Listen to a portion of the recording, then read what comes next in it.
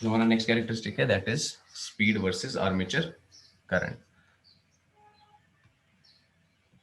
हमारा जो back EMF होता है E A, this is equal to V minus I A R A.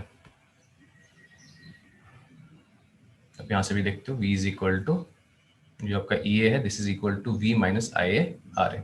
इसमें मैंने इधर पे दिखाई है या ऐसे यहाँ पर आपको एक रेजिस्टेंस है आर ए। तो अगर आप ये वाला लूप देखोगे, इस लूप से हमारी ये वाली इक्वेशन आती है कि E A is equal to V minus I A R A. ये जो होता है हमारा this is equal to K phi omega M. This is equal to v minus ia r. So here your ea is equal to k phi omega m. ये सबको पता है ना कि ये वाली इक्वेशंस कहां से आई। This is equal to v minus I A R है। तो ए की जगह पे मैंने ये वाला वैल्यू पुट किया k phi omega m is equal to v minus I A R है। अभी इंपॉर्टेंट आपका ये आपने स्पीड कंट्रोल में भी पढ़ा होगा, योर ओमेगा m जो स्पीड है this is equal to v minus I A R है अपॉन k फाई।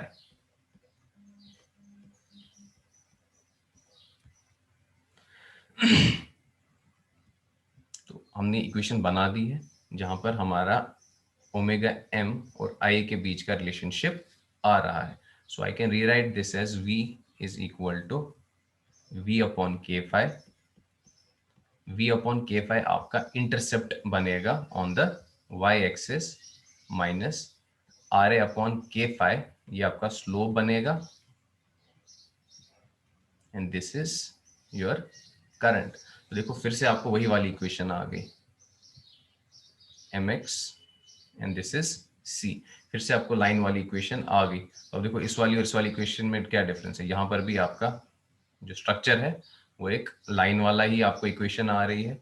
यहाँ पर भी, अब यहाँ पर जो आपका इंटरसेप्ट था वो v था, इस जगह पे आपका इंटरसेप्ट क्या आ रहा है v अपॉन के फाई। यहाँ पर आपका स्लोप जो था that was minus R A, यहाँ पर जो आपका स्लोप अब आ रहा है that is R A upon K phi. तो इसका जो आपका कैरेक्टरिस्टिक बनेगा वो ऐसा होगा, ओमेगा एम, ये हमारी करंट है आई ए।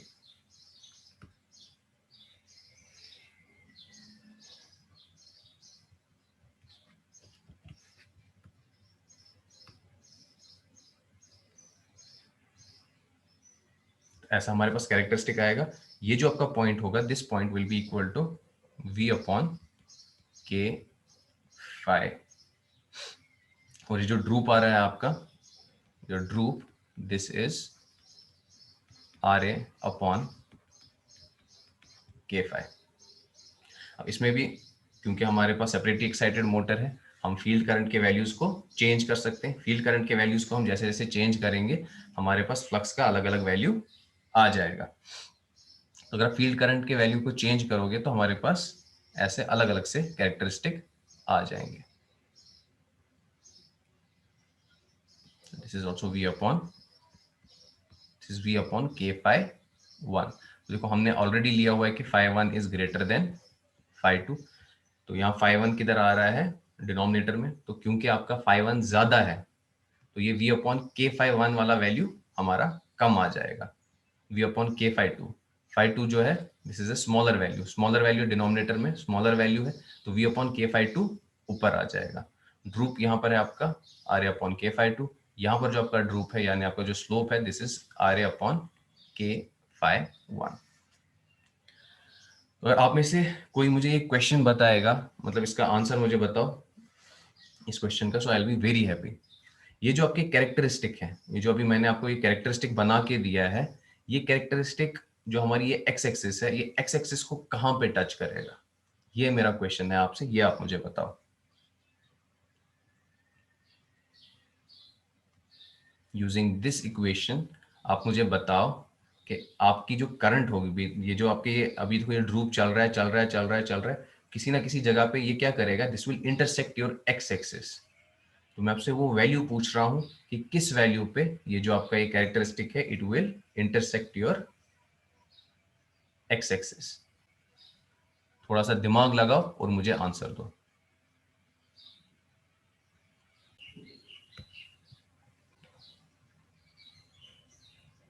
ओके, रिकॉर्डिंग में करनी भूल गया था। So torque speed characteristic में क्या होगा, your omega m, we have seen that your omega m is equal to v upon k5 minus ia ra upon k5। Torque हमारा इसके बराबर होता है। तो यहाँ से करंट का वैल्यू आ जाएगा t अपॉन k5, क्योंकि हमें स्पीड टॉर्क कैरेक्टरिस्टिक्स बनाने हैं। तो कोई ऐसे डायरेक्ट अभी हमारे पास इक्वेशन नहीं है जो इन दोनों को लिंक करती है। तो हमें एक ऐसी इक्वेशन बनानी है जहाँ पर ओमेगा m आएगा और t आएगा। तो उसी के लिए ये सब मुझे ड्रामा करना पड़ा। सो आई की जगह पे T upon K phi substitute कर लो। जैसे ही आप टी अपॉन के फाइव को सब्स्टिट्यूट करोगे, ओमेगा एम हमारा आ जाएगा बराबर V upon K phi minus T R A upon K phi square. So R A upon K phi square मेरा स्लोप है, V upon K phi Y intercept है। तो जैसे ही हम इसको प्लॉट करेंगे तो हमारे पास ये जो कर्व आ जाएगा, तो यहाँ पर हमारा ये क्या आ रहा है, intercept we upon K five to, और ड्रूप है हमारा are A upon K five two square. Similarly अगर मैं फ्लक्स को चेंज कर दूंगा तो एक नए वैल्यू पे हमारे पास ऐसा आ जाएगा we upon K five one, और ये हमारा ड्रूप यहाँ पर ऐसा आ जाएगा। अब फिर से मैं आपसे वही क्वेश्चन पूछ रहा हूँ कि टॉर्क के किस वैल्यू पे जो ये है हमारा ये जो हमारे ये कैरेक्टरिस्टिक हैं, ये हमारी एक्स एक्सिस को किस वैल्यू पे कट करेंगे। तो आप मुझे वो वैल्यू दे दो, जल्दी से चैट में बता दो कि किस वैल्यू पे जो हमारे ये वाले कैरेक्टरिस्टिक हैं ये हमारे एक्स एक्सिस को इंटरसेक्ट करेंगे, क्योंकि इससे एक इंपॉर्टेंट हमें कंक्लूजन मिल जाएगा। हम कैरेक्टरिस्टिक पढ़ते हैं, यूजुअली सारे हम लोग कैरेक्टरिस्टिक पढ़ते हैं, बट फायदा क्या है कैरेक्टरिस्टिक का वो पता नहीं होता। तो यहाँ से आपको कुछ चीजें पता चलेंगी अबाउट डीसी मोटर्स की। आपको मतलब एक अगर एक स्ट्रॉन्ग फील्ड वाली मशीन होगी तो क्या होता है स्पीड के साथ, एक वीक फील्ड वाली मशीन होगी तो क्या हो जाएगा। तो ये चीजें हमें इन कैरेक्टरिस्टिक से पता चल जाती हैं।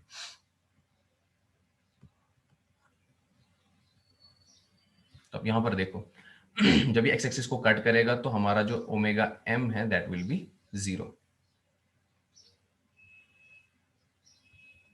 So at point of intersection with the torque axis, तो इस टाइम पे क्या होगा आपका, दिस विल बी 0। यहाँ पर आ जाएगा v upon K phi minus I R A upon K phi square into T. इसको LHS पे ले जाओ तो v upon K phi will be equal to torque into R A upon K phi square. ये square cancel हो जाएगा के five के साथ। हमारे पास जो वैल्यू आएगा this will be equal to v into K phi upon R A. तो ये टॉर्क का वैल्यू है जिस वैल्यू पे आपकी जो कर्व है ये इंटरसेक्ट करेंगे ऑन एक्स एक्सिस। अब देखो फाइव वन अलग वैल्यू है, फाइव टू अलग वैल्यू है। तो देखो पिछले वाले केस में क्या हो रहा था, एक ही जगह पे दोनों कर्व्स हमारे इंटरसेक्ट कर रहे थे, दोनों कर्व्स एक ही जगह पे हमारे इंटरसेक्ट कर रहे थे, क्योंकि हमारा वैल्यू आया v upon R A. V भी कांस्टेंट है, आर ए भी कांस्टेंट है, तो आपके पास यहाँ पर ये वैल्यू आ गया। लेकिन अब यहाँ पर देखो, क्योंकि साथ में देखो v अपॉन आर ए, ये तो एक कॉन्स्टेंट वैल्यू हमें मिल जाएगा, और के भी आपको कॉन्स्टेंट, बट फाइव जो है, फाइव हमने क्या किया, फाइव वन अलग है, फाइव टू अलग है।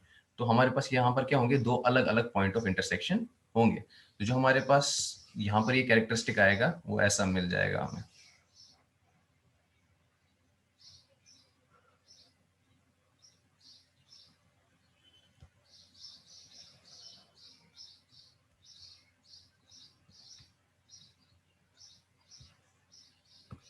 यूजुअली इतना डिटेल में जाना नहीं होता है, बट एक्स्ट्रा नॉलेज मिल रही है तो कोई बात नहीं।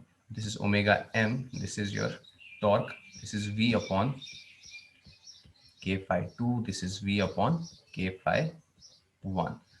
तो यहाँ पर जो ड्रूप हमारा आ रहा है that is R A upon K five two square. यहाँ वाला जो ड्रूप है हमारा this is R A upon K five one square. और ये कहाँ पर कट कर रहा है, ये कट कर रहा है K five two V upon R A.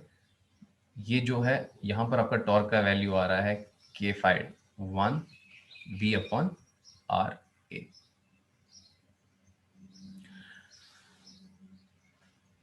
अब आप यहाँ पर मुझे एक क्वेश्चन एक क्वेश्चन का आंसर बोलो, ज्यादा स्पीड कहां पर चेंज हो रही है, एब्रप्टली स्पीड कहां पर चेंज हो रही है? और यहां पर भी क्या है, phi 1 is greater than phi 2। आप लोग मुझे चैट में बोलो कि स्पीड जो है वो ज्यादा एब्रप्टली कहां पर चेंज हो रही है, फाई 2 वाले केस में या फाई 1 वाले केस में? ड्रॉप इन स्पीड ज्यादा कहां पर है? अदीबा ने सही आंसर दिया, एहतेशाम ने भी, फिल्जा ने भी, बुरहान ने भी। यहां से एक कंक्लूजन आप निकाल सकते हो कि जो reduction of speed with a weak flux machine will be greater than reduction of speed with a strong flux machine। तो यहां से मैं ये कंक्लूजन निकाल सकता हूं कि जो आपका रिडक्शन है, the reduction of speed in a weak flux machine is greater than the reduction of speed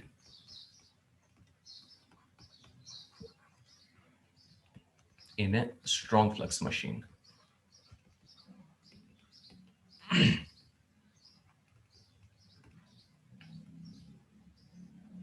So, अगर आपके पास मैं दो अलग अलग सेपरेटली एक्साइटेड डीसी मोटर्स रख रहा हूं, एक का जो फ्लक्स है, एक मशीन की जो वो एक वीक फ्लक्स मशीन है, उसमें जो फ्लक्स का वैल्यू है वो कम है। यहाँ से मैं दूसरी सेपरेटली एक्साइटेड मशीन ले रहा हूँ उसमें जो फ्लक्स है दैट इज स्ट्रॉन्ग। तो जैसे जैसे आपका टॉर्क बढ़ रहा है तो आप क्या देख रहे हो, स्पीड रिड्यूस हो रही है।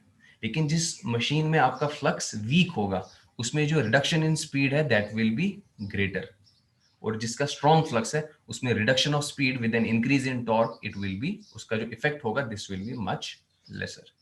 सो ये थे आपके characteristics of your DC separately excited DC motor. जैसे ये कैरेक्टरिस्टिक्स हमने अभी पढ़े हैं for separately excited DC motor, ऐसे ही हमें नेक्स्ट टाइम शंट मोटर के कैरेक्टरिस्टिक्स पढ़ने हैं, उसके बाद सीरीज मोटर के कैरेक्टरिस्टिक्स पढ़ने हैं, वैसे क्यूमुलेटिव और डिफरेंशियल के लिए हमें पढ़ने। इस पे अगर टाइम मिला तो हम इन कैरेक्टरिस्टिक्स पे कुछ क्वेश्चंस भी करेंगे। तो आपकी मैं अटेंडेंस ले लेता हूँ। कोई क्वेश्चन है किसी को कैरेक्टरिस्टिक्स के रिलेटेड?